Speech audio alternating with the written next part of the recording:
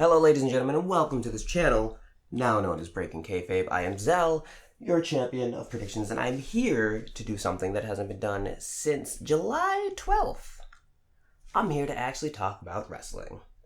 That's right, I'm here to talk to you about Smackdown Live, the September 3rd edition that came from Norfolk, Virginia, and it was a rather interesting show, I feel like, so I'm not going to waste any time. Let's just get into it. The show opened up with a recap of the Bayley heel turn of the Monday Night Raw from the night before, and then Bayley makes her way to the ring to a bunch of mixed reactions. You can hear a lot of chanting, but you can hear a lot of booing too, so it's kind of they don't really know how to feel about Bayley. I guess the booing is accurate, as that was supposed to be a heel turn, but she comes out smiling with her wacky inflatable arm flailing tube men, and it's a little bit throwing off, but we'll see how this goes. Bayley gets in the ring and she acknowledges the mixed reactions that she's getting, saying, I don't understand.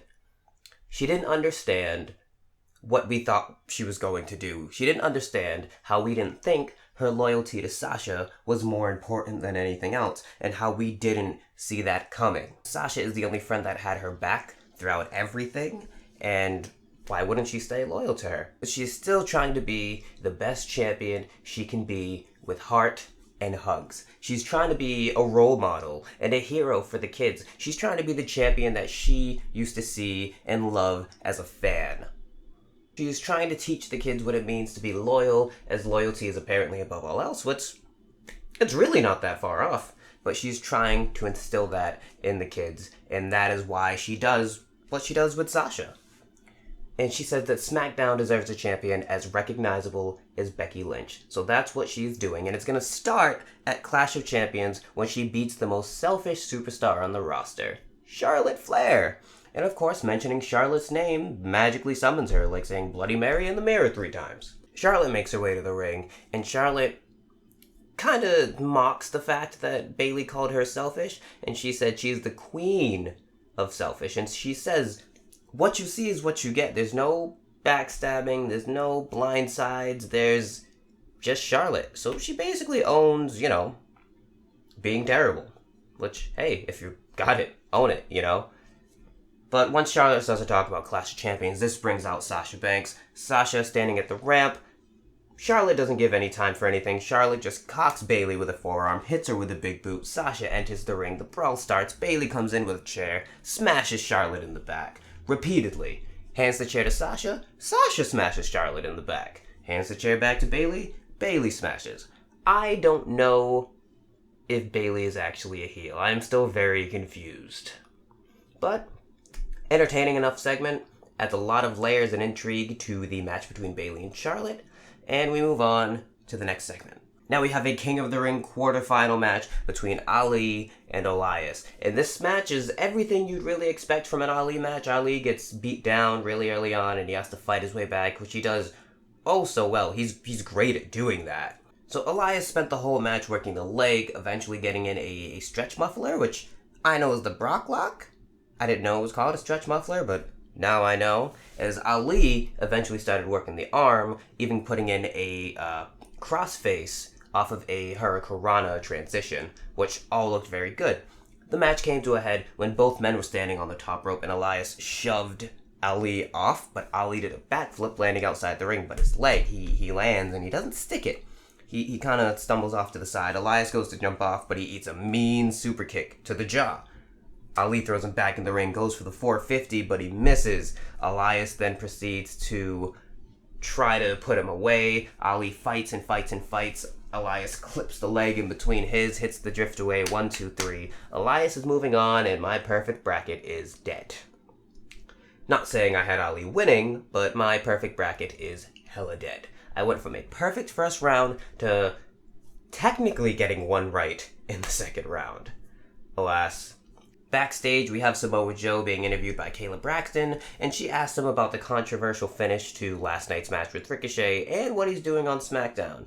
Joe said that the finish really wasn't anything, he just has to go through another pretender to his throne on his path of destruction. Joe also says he's here on SmackDown to scout his competition, and he has a message for anyone who makes it through to face him in the finals. He says whoever it is, just know that you're going to get put to sleep, the entire WWE universe is going to bend the knee, and I am going to be King.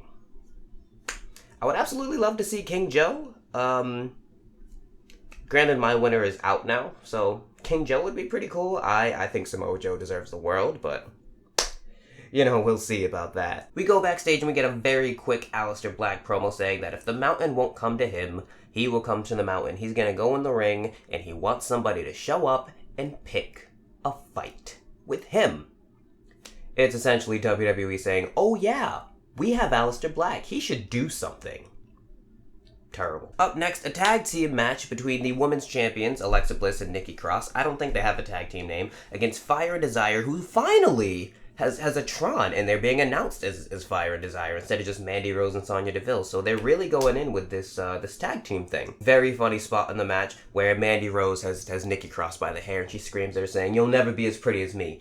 And Alexa, from the apron, says, "Nobody wants to be as pretty as you." And Mandy turns around and says, "Shut up," before going back to beating Nikki Cross. But there really wasn't much of note to this match. Alexa Bliss got the hot tag. She ran wild. She went for the Twisted Bliss off the top. But there's the distraction outside as Nikki Cross and Mandy Rose are brawling. Mandy takes out Nikki, distracts Alexa long enough. She goes for the Twisted Bliss. Deville gets the knees up. They make the tag. They hit this tag team finisher. That doesn't really have a name, but it's a sweep of the back from Sonya and a knee from Mandy Rose. And yeah, Fire and Desire win. So it looks like we finally have our women's tag title match for Clash of Champions.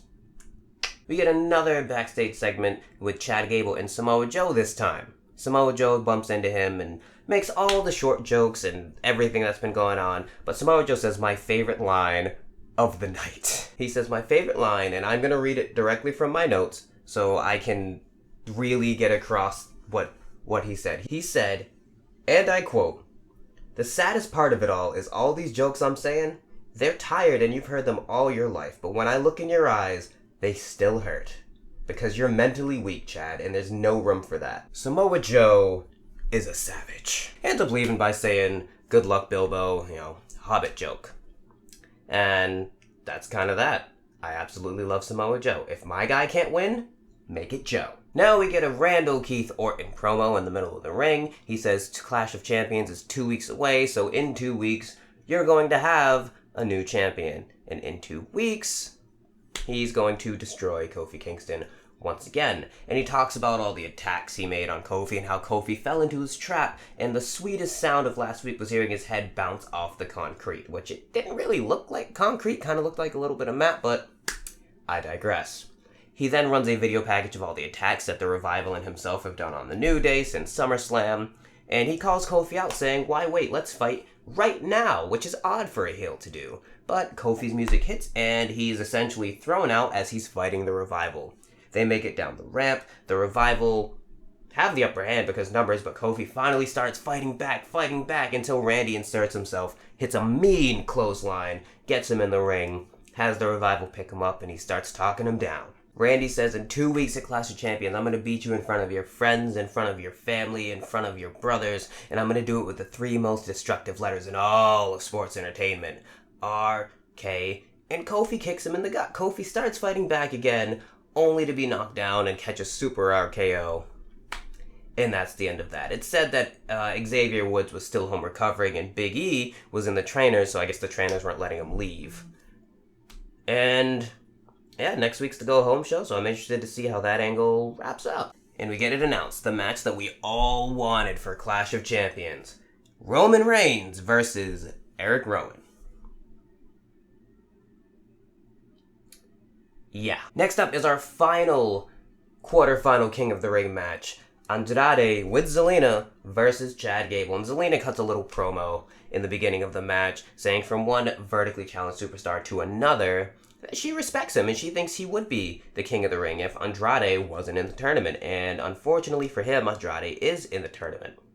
She also says that they've been searching lost dog photos for their opponents lately, which I found rather funny. But there is no shame in losing to the king. Or the future king, as she put it. So, good luck, little guy.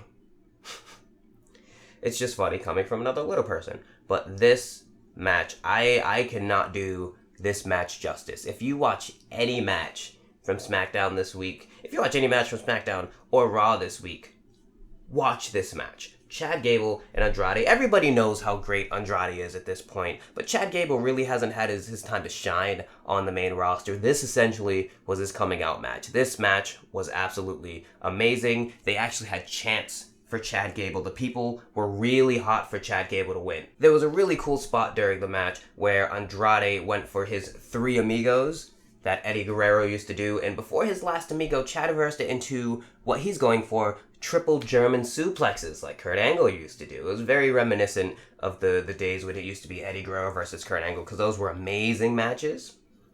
And Chad going for the third one, Andrade flipped it into his last amigo, and it wasn't just nostalgia, it was also executed so well. The match came to an end when Andrade went for his double moonsault. Chad Gable got the knees up. Andrade went into the corner. Chad went for his rolling German suplex. Andrade countered that with an elbow. Goes for his running knees. Isn't able to hit it. Chad then finally hits that rolling German suplex. And Zelina Vega has the attention of the referee. Chad gets up after getting the visual 1, 2, 3. Starts arguing with Zelina, and you see Andrade getting ready. He's going for that fake big boot to the elbow, and he hits it. He sets up for the hammerlock DDT, but it's counted into a roll-up. 1, 2, 3. Chad Gable advances, and my winner of the tournament is out. But the way this match played out, it was... I'm not mad that Chad Gable ended up beating Andrade in a match like that. Chad Gable just had his coming out party, and hopefully Andrade will eventually get his. Hopefully. But it's Vince.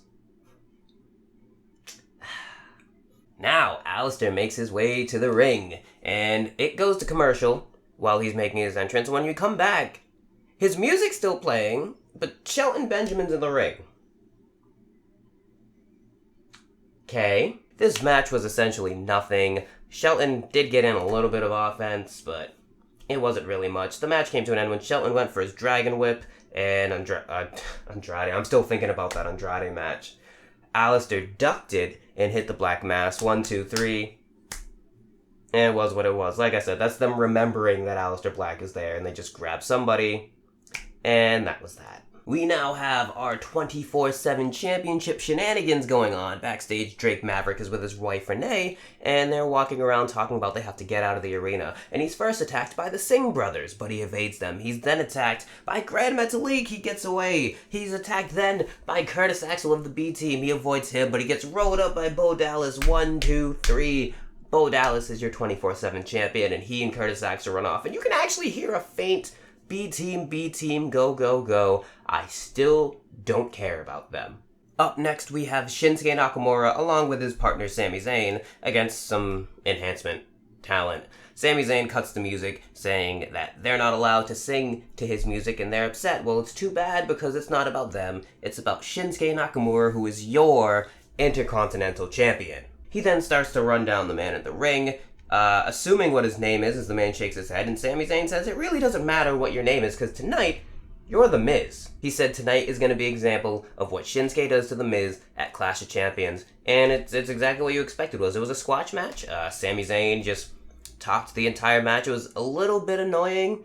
I think Lio Rush found a good balance of it, and when he used to do it for Bobby Lashley, but Sami's like on that side where I'm like, all right, you're too obnoxious. You need to calm down. However, of course, Shinsuke won. He hit the running knee in the corner and then hit the Kinshasa, which I like the way Sami Zayn sells the Kinshasa, but that's really just that.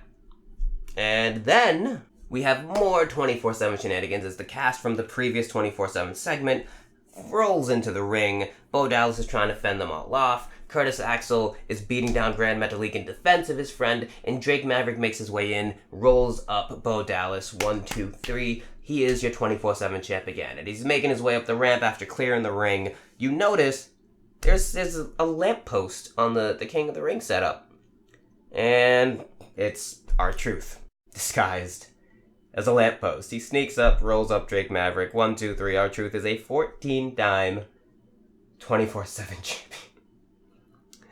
I enjoy the 24/7 title stuff. It's very comedic, and it's good comedy. It's not like cringy comedy like WWE tries to do sometimes. So, hey, it works. It works. we get to our main event, which is a face-to-face Daniel Bryan and Roman Reigns. Daniel Bryan comes out to the ring, and everyone is chanting for Daniel Bryan, and he says, "It finally feels like there are some people who believe me." He says everyone believes he's guilty by association. But he has a lot of things, and people say a lot of things about him. They may not agree with how he looks. They may not agree with his opinions, how he speaks to the environment. They may not agree with anything he does, but of one thing they cannot say that Daniel Bryan is a liar. He has never lied to the people, and the people even start chanting, "You hate liars." And he says, "These people know it. I hate liars." He is demanding an apology from Roman Reigns, not just for falsely accusing him, and not just for the spear last week. But he is demanding an apology, most of all, for Roman calling him a liar. Roman quickly, his music hits and he makes his way to the ring, but he doesn't get to the ring because Roman just comes out and blindsides him from behind, proceeds to beat him down, throws him into the steps. Daniel Bryan tries to get in the way and Roman just shoves him. He powerbombs Roman into the LED ring post that isn't really a post anymore because it's LED. I don't know, it doesn't make sense. He then throws Roman into the ring, hits the Iron Claw, and he grabs a microphone. And he says, "You thought it was Daniel. Well, the joke is on you." He then turns his attention to Daniel Bryan, saying that he is the worst of them all, that he won't be controlled anymore, saying that Daniel Bryan slapped him over and over and over again last week, and to prove how much of a man he is, to get in the ring and do it again.